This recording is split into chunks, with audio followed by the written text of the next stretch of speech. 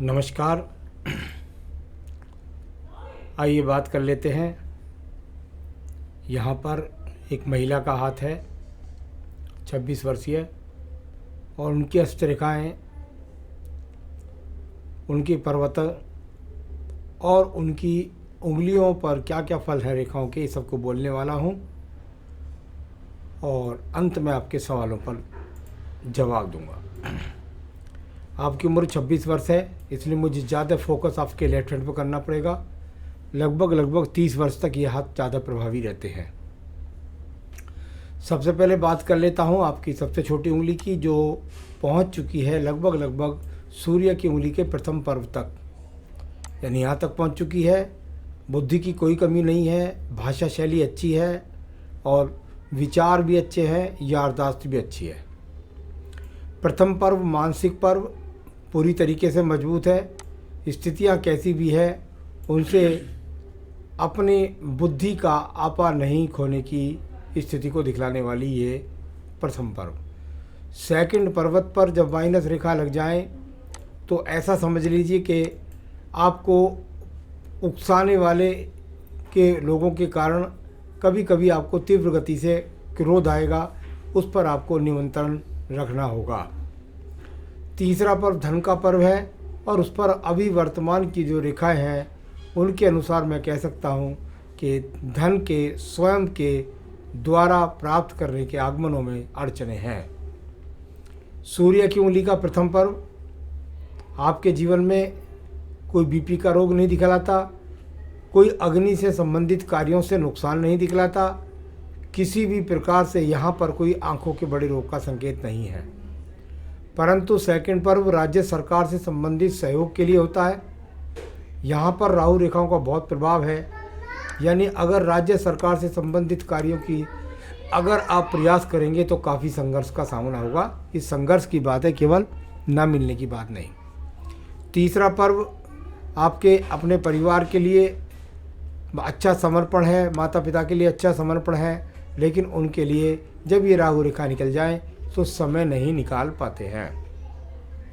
शनि की उंगली का प्रथम पर्व यहाँ से बहुत स्पष्ट रूप से दिखाई नहीं दिया, लेकिन हाथ के अंदर काफ़ी दिखाई दिया। कोई ना कोई रोग आपके शरीर के अंदर है।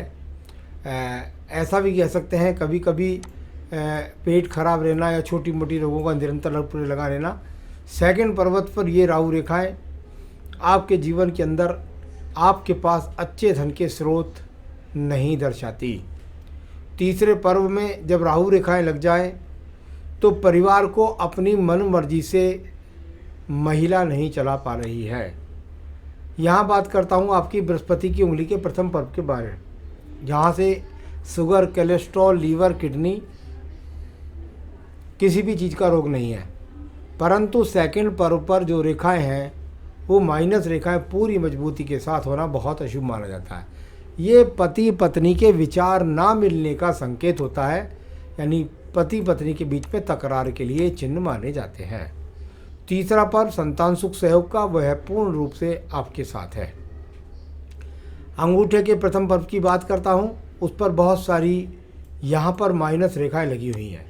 जब इतनी सारी माइनस रेखाएं लग जाएं तो संसाधन के लिए आकर्षण बढ़ जाता है। संसाधनों के होते हुए भी मन के अंदर खुशी नहीं रहती और साथ ही साथ एक तरह से कह सकता हूँ कि माँ भगवती की कृपा नहीं होती है। तो ये अपने आप में ठीक करने के लिए पूजा पाठ बता दूंगा, जो सभी चीज़ों को ठीक हो जाएगा। सेकंड पर्वत पर तर्क शक्ति की रेखाएं हैं। ये अपने आप में किसी गलत बात को ना मानने के लिए मानी जाती हैं।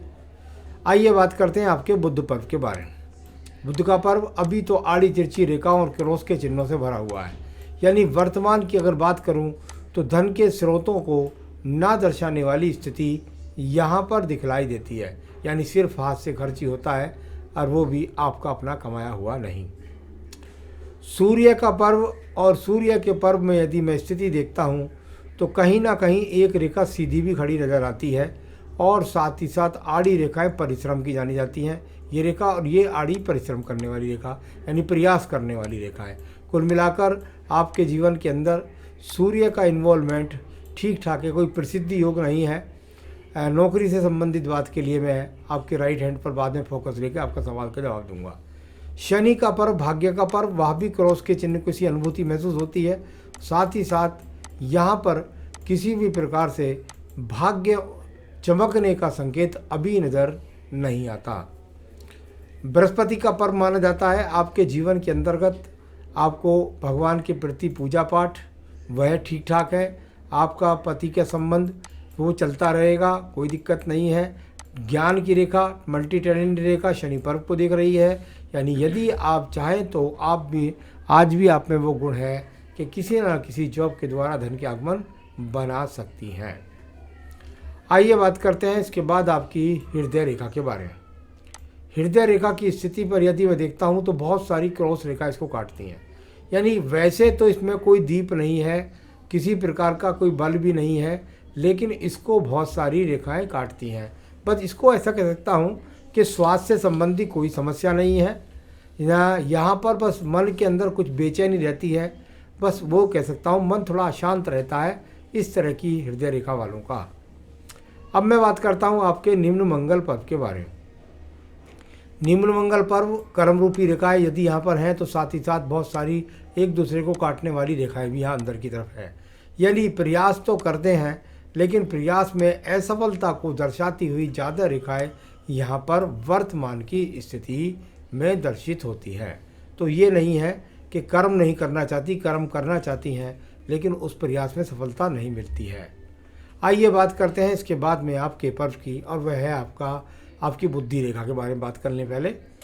ये बुद्धि रेखा है, और बुद्धि रेखा को यदि मैं देखता हूँ तो इसके अंदर बहुत सारे बल पड़ने के बाद में ये कहीं ना कहीं ऊपर नीचे उठ करके गिरने का प्रयास करती है।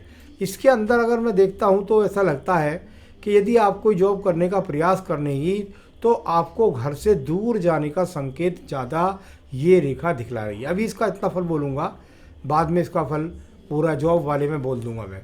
तो यहाँ पर बुद्धि रेखा में दूरगामी योजनाएं हैं, कुछ प्राप्त करना चाहती हैं, विचार बहुत हैं, उसमें सफलता असफलता कब तक मिलने की संभावना है ये बताएंगे। आपका द्वितीय मंगल पर्वत, आपके पास झगड़ा झंझट कोर्ट कचहरी मुकदमा, उसमें कोई भी ऐसी रेखा नज़र नहीं आती। यहाँ बात करता हूँ शुक्र पर्व के बारे में। शुक्र पर्व का संबंध भी अगर बात करते हैं तो इसमें से निकल कर रेखा चंद्र पर्वत का संबंध बनाती है। यानी आपके नाम से प्रॉपर्टी तो अवश्य ली जाएगी, इसमें तो कोई शक नहीं है, लेकिन अगर संसाधनों की बात करता हूं तो सामान्य रूप से संसाधन आपके पास में मौजूद हैं। यहाँ बात करते हैं आपके चंद्र पर्वत की। चंद्र पर्वत की स्थितियाँ बहुत गमन रेखाएं दिखाई देती हैं। जब इतनी गमन रेखाएं हों तो ये समझ लीजिए क्या कि मन के अंदर बहुत अशांति सी रहती है। कहीं ना कहीं ये रेखा ऐसी भी दर्शाती है कि आपके जीवन में यदि आप जॉब करेंगे तो रोजाना की आपको भागदौड़ होगी। मन में अशांति को दर्शाने वाली ये रेखाएं ज़्यादा यहाँ पर अच्छी नहीं मानी जाती। बुध रेखा कोई व्यापारिक रेखा आपके हाथ के अंदर नहीं है, तो ये यहाँ पर आपकी भाग्य रेखा ये चलती हुई और इस तरीके से लगातार चल रही है, और काफ़ी रेखाओं ने इसे काटा है। काटने से क्या हो जाएगा, बस जीवन में उतार चढ़ाव, इस तरह से बोल सकते हैं। मेरे हिसाब से ये भाग्य रेखा आपके पास कर्म रेखा के रूप में अच्छी है। तो ये यहाँ पर हुआ। आइए बात करते हैं आपकी आयु रेखा के बारे में। आयु रेखा लगभग यहाँ पर पहुँचती हुई है, अभी 76-77 वर्ष, आगे भी रेखाएं बढ़ती रहती है। तो ये तो सब मैंने आपको एक हाथ तरीका पढ़ा है।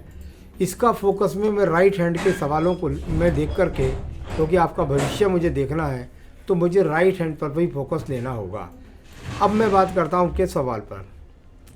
हमारे पास पैसा टिकता नहीं है। देखिए, आपके पास पैसा टिकता नहीं है, उसके लिए सबसे पहली बात है कि आपका स्रोत है कि नहीं। मुझे हाथ से लगा लेफ्ट से देखने में कि आपके पास धन का स्रोत नहीं है। यदि आपके पास मान लिया आपको 5,000 रुपये की नौकरी है, एक एग्जाम्पल दे रहा हूँ, और आपका घर खर्च अगर 10,000 रुपये है तो पैसा जुड़ेगा कैसे। तो ये तो बात ही इस बात की। तो पैसा इसलिए नहीं टिकता कि घर के अंदर जो घर के खर्च हैं उनसे ज़्यादा आमदनी का स्रोत नहीं है।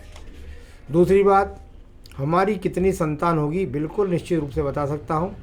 2024 तक दूसरी संतान योग का बहुत हो ही जाएगी मेरे हिसाब से। तो 2024 तक संतान योग है। दूसरा घर बन जाएगा कि नहीं, आपके हिसाब से प्रॉपर्टी योग 2025 में बनता है और 2025 के आसपास 25 में आप कोई ना कोई प्रॉपर्टी अवश्य ले पाएंगी जो आपके नाम से होगी। पति के तो देखिए उनकी जो जॉब है उनके बारे में बताना, या वो स्थिर हो जाएगी या नहीं हो जाएगी, ये सब बातें तो केवल उनका हाथ बताएगा या उनकी डेट ऑफ बर्थ टाइम पहले जन्म पत्री भेजिए वो बता पाएगी, तो उसका तो वहाँ से पता लगेगा। और आपका पति पत्नी के बीच में स्वभाव कैसा भी रहता हो, लेकिन तलाक का कोई योग नहीं है। मेरे नौकरी का काम होगा कि नहीं, आपके हाथ से जो रेखा गई आपकी भाग्य रेखा, जो सूर्य पर्वत पर ट्रायंगल राइट हैंड में बना, उसके हिसाब से आपको सरकारी नौकरी की तैयारी करनी चाहिए। यहाँ पर बहुत अच्छे संकेत हैं, अगर आप प्रयास करेंगी तो आपको ज़रूर हो सकता है 2 से 3 साल लग जाए, लेकिन सरकारी नौकरी का ये हाथ है। आप प्रयास जरूर जारी रखें, आपको मिल जाएगी। जो पूजा मैं करता रहा हूँ, जो उपाय मैं बता रहा हूँ, उसे कर लीजिएगा, फिर नौकरी भी मिलेगी, धन भी मिलेगा, सब कुछ मिलेगा।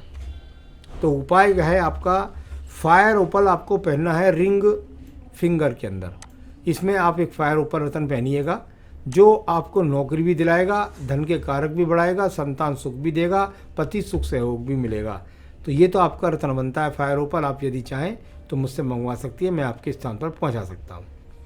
आपको अपनी सब सिद्धियों, सब कार्यों को पूरा करने के लिए जो मैं पूजा बता रहा हूं उसे आप निश्चित कर लीजिए, रोजाना प्रतिदिन करिए। कवच, अर्गला और कीलकम, ये तीनों पाठ आप रोजाना, दुर्गा सप्तशती में है, हिंदी में कर लें चाहे संस्कृत में कर लें, लेकिन तीनों पाठ अवश्य आपको करने पड़ेंगे यदि आप चाहती हैं अपने जीवन की तरक्की, उन्नति, प्रगति। नमस्कार।